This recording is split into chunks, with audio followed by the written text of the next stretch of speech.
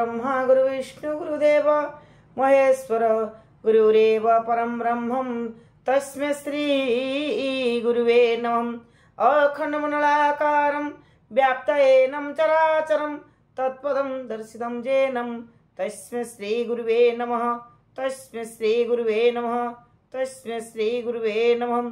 ओम नमो भगवते वासुदेवाय नमः। ओम श्री गणेशाय नमः। श्रीमद्भागवत महापुराण षष्ठ स्कंद द्वितीय अध्याय।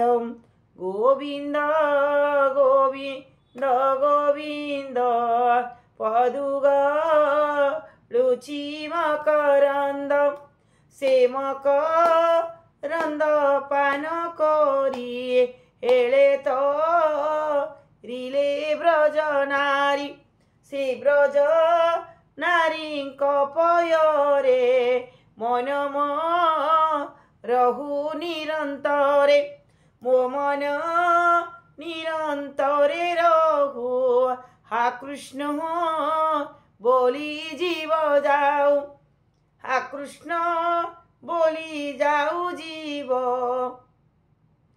मोते धार राधा दो।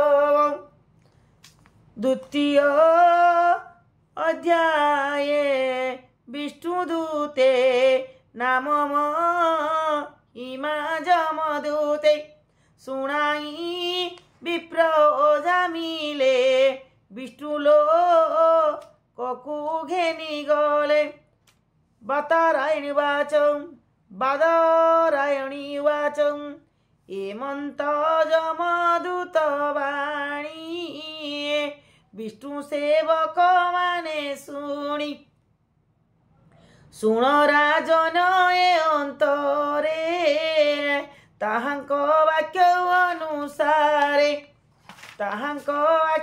अनुसारे सकल धर्म जे जानती जमदूतंकु बोलुछंती। विष्णुदूतवाच एत अत्यंत अद्भुत देखिलु तुम्हार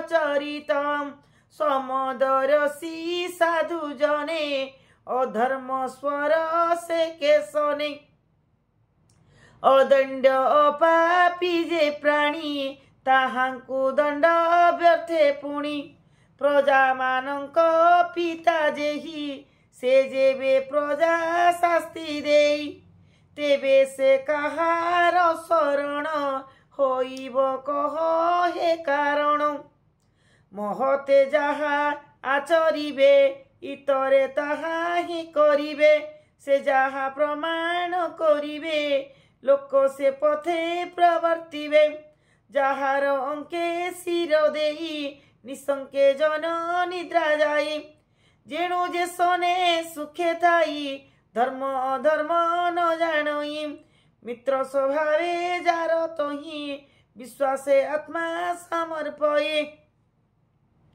विश्वास सर्व प्राणी कर दया पूरित जा शरीर विश्वासी प्राणी की जे मन के मनते जे से हिंसा करे हृदय गते कोटि जन्मर शुभ फल कोलाए द्विज अजामिल जेणु आकुले नारायण मंगल कोला उच्चारण एणु ए पापी मंद कृत्य सकल कोला प्रायश्चित जेणु चतुराक्षर नाम मुख्य बोइला नारायण से ब्रह्म हत्या मद्यपान गुरु पत्नी अभिगमन मित्र विषय अपराध स्त्री राज पितृगवध ए आदि पाप जे अपरे सर्वदूरित निश्चय हरे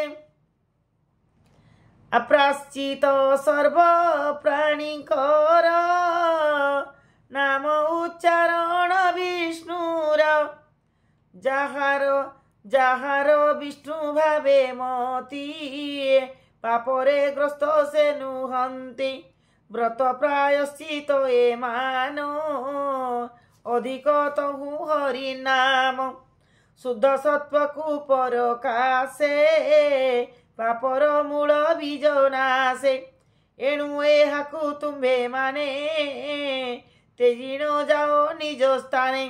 ଏହାର ଯେତେ ପାପ ମାନ ନିଶ୍ଚୟ କଲାଏ ଖଣ୍ଡନ। ଯେଣୁ ଏ ଦ୍ୱିଜ ଜାମିଲ ନିକଟେ ମରଣର କାଳ।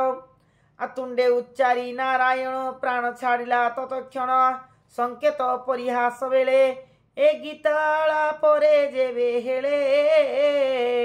ବୈକୁଣ୍ଠ ନାମ ଉଚ୍ଚାରଇ ତାର କଳୁଷ ନର ହୋଇ। ପତନ ସ୍ଫଳନ ଭଗ୍ନରେ ନାନା ପ୍ରକାରେ ଯେ କୁସୁମରେ। ତୁଣ୍ଡେ ଉଚ୍ଚାରେ ହରି ନାମ ତାହାକୁ ନ ଦଣ୍ଡଇ ଯମ। ଅଳ୍ପ ବହୁତ ପାପ ମାନ ପ୍ରାୟଶ୍ଚିତ ହିଁ ଯଥା କର୍ମ। ପାପର ଗୁରୁ ଲଘୁ ଜାଣି ମୁନି କହନ୍ତି ପରିମାଣି। ତପସ୍ୟା ଆଦି ବ୍ରତ ଦାନେ ପାପ ନାଶନ୍ତି ଏଣେ ଜନେ। ପାପର ବୀଜ ନାଶ ନହି ଚିତ୍ତ ନିର୍ମଳ ନହେ ତହିଁ। ଯେମନ୍ତେ ଶ୍ରୀହରି କୀର୍ତ୍ତନେ ପାଦ ପଙ୍କଜ ସେବା ଧ୍ୟାନେ। ଜ୍ଞାନେ ଅଜ୍ଞାନେ ଯେଉଁ ପ୍ରାଣୀ ସ୍ମରଣ କରେ ଚକ୍ରପାଣି। ସ୍ମରଣ କରେ ଚକ୍ରପାଣି। ନାମ କରଇ ସଂକୀର୍ତ୍ତନ ପାପକୁ କରଇ ଦହନ। ଯେସନେ ବହୁ କାଷ୍ଟ ରାଶି ଅନଳ ପ୍ରବେଶ ବିନାଶୀ। ରୋଗ ଶରୀରେ ଉପଗତ ହେଲେ ଔଷଧ ବଳବନ୍ତ। ଅଜ୍ଞାନେ ପ୍ରୟୋଗ ହୋଇଲେ ତେମନ୍ତ ନାମ ଉଚ୍ଚାରିଲେ। ଆତେବେ ସେ ଆତ୍ମା ଗୁଣ ତାର ସେ କି ନ କରେ ଉପକାର। ଶ୍ରୀ ଶୁକବାଚ ବିଷ୍ଣୁଦୂତଙ୍କ ଧର୍ମବାଣୀ କୃତାନ୍ତ ଦ୍ରୁତ ମାନେ ଶୁଣି। ଅଜାମିଳକୁ ପାଶୁ ଫେଇ ମୃତ୍ୟୁରୁ ଦେଲେ ବାହୁଡ଼ାଇ। ଯମର ଦୂତ ମାନେ ଗଲେ ଏ ସର୍ବ ଯମକୁ କହିଲେ। ପାଶରୁ ମୁକ୍ତ ଅଜାମିଳ ଦେହ ଲୋଭିଲା ତତକାଳ। ବିନାଶୀ ସର୍ବ ଭୟ ତାର ଶିରରେ ଦେଇ ବେନି କର। ବିଷ୍ଣୁଦୂତଙ୍କୁ ନମସ୍କାର ଉତ୍ସୁକ ହୋଇଛି ମନର। କଥନ ମୁଖ ଦେଖି ତାର ଜାଣିଲେ ବିଷ୍ଣୁର କିଙ୍କର। ତକ୍ଷଣେ ହେଲେ ଅନ୍ତର୍ଧ୍ୟାନ ତାହାର ନିକଟୁ ରାଜନ। ଗୁଣ ଆଶ୍ରିତ ବେଦ ସିଦ୍ଧ ସେ ଭାଗବତ ଧର୍ମ ଶୁଦ୍ଧ। ଯମ ବିଷ୍ଣୁ ଦୂତଙ୍କ ବାଣୀ ଗୋବିନ୍ଦ ଶୁଣ ବିପ୍ରମଣି। ତକ୍ଷଣେ ଚରଣାରବିନ୍ଦେ ଭକ୍ତି ଲଭିଲା ଅପ୍ରମାଦେ। ହରିର ଚରିତ ଶ୍ରବଣେ ପୂର୍ବରୁ ଶୁଭ ସ୍ମରଣେ। ପୂର୍ବର ଅଶୁଭ ସ୍ମରଣେ ମହାସନ୍ତାପ ମନେ ହେଲା। ତକ୍ଷଣେ ବିଷ୍ଣୁ ସୁମରିଲା। ଆହେ ମୋହର ବଡ଼ କଷ୍ଟ ଅଜିତେନ୍ଦ୍ରିୟ ମୁଁ ନଷ୍ଟ। ସୁକର୍ମ କଲି ମୋର କ୍ଷୀଣ କଲି ମୁଁ ବୃଷଳି ଗମନ। ଅଧର୍ମ ଆଚରଣ କରି କାଟିଲି ଦିବସ ସର୍ବରି। ଅଧିକ ମୋହର ମନ୍ଦକୃତ କୂଳରେ କଳଙ୍କ ବିଦିତ। ତେଜିଣ ନିଜ ପତ୍ନୀ ସତୀ ରମିଲି ମୁନି ଚ ସତୀ। ବୃଦ୍ଧ ମୋହର ତାତ ମାତ ମୋର ବିହୁନେ ଅରକ୍ଷିତ।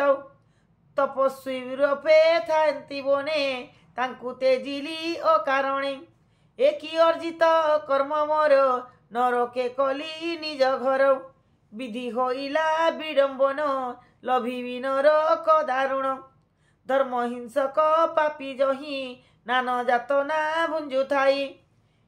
କିଏ ସପନ ଅଦଭୁତେ ନୟନେ ଦେଖିଲି ସାକ୍ଷାତେ। ପାଶଦ ଉଡ଼ି ହସ୍ତେ କରି ଯେ ମତେ ନେଉଥିଲେ ଧରି।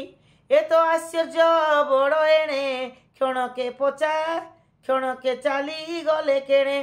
ପାଶେ ବନ୍ଧନ ମତେ କରି ଅଧଭୂମିକୁ ନେଉ ଧରି। ଏ ଅନ୍ତେ ସିଦ୍ଧ ଚାରିଜଣ ତାହାଙ୍କ ରୂପ ମନୋରମ। ଛଡ଼ାଇ ଦେଲେ ଏହି କ୍ଷଣକେ ଗଲେ କାହିଁ ପୁଣି।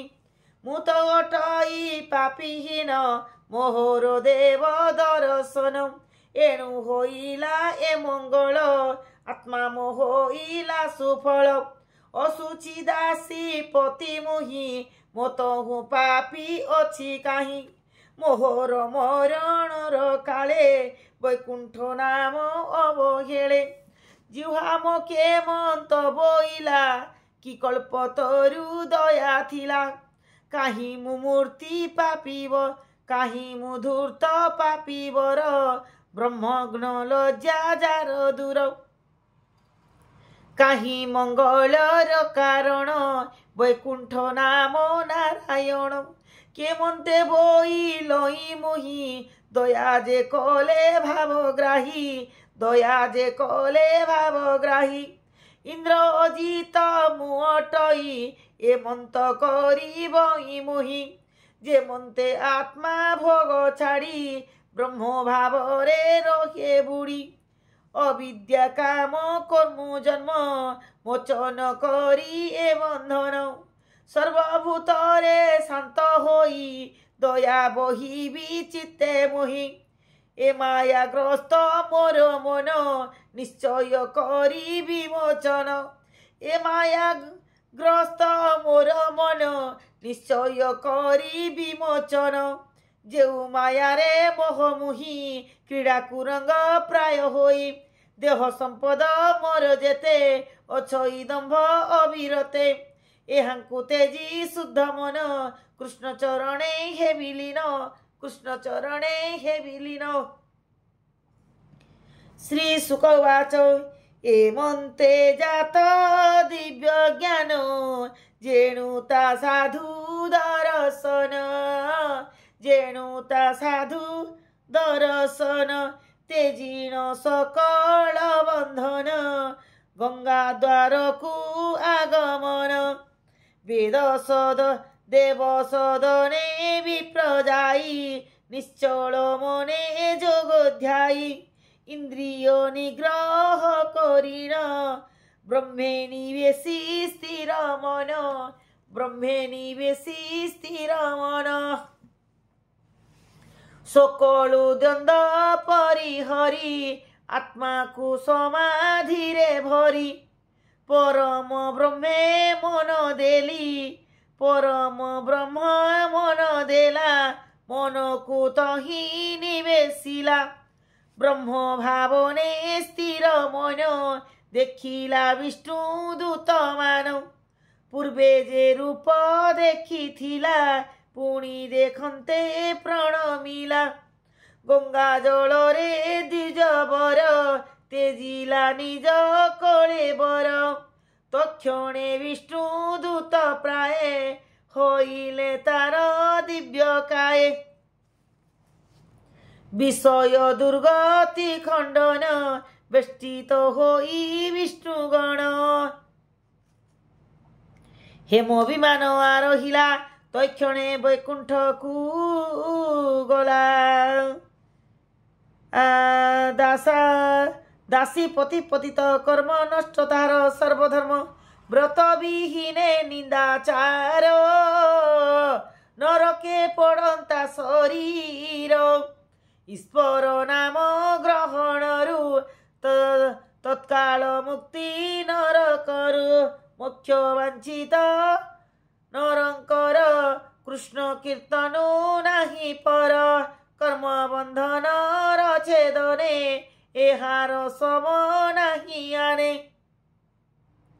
जे मन रज तमे थाई कर्मे मलिन से हुई कर्मे मलिन से हुई परम गुह्य घनास नाम महात्मा इतिहास सुनई श्रद्धा युक्त होई बदने कीर्तन करई बदने कीर्तन करई से प्राणी नर के न जाई जम जातना ताकू नाही तेबे निर्मल प्राणी होए निशंके निशंके विष्णु लोक रहे देख ब्राह्मण पापी थिला अंते कृष्ण को सुमरिला देखी निकटे ता मरण पुत्रर नाम नारायण नाम को आकुले उच्चारी भव सागरु हेला पारी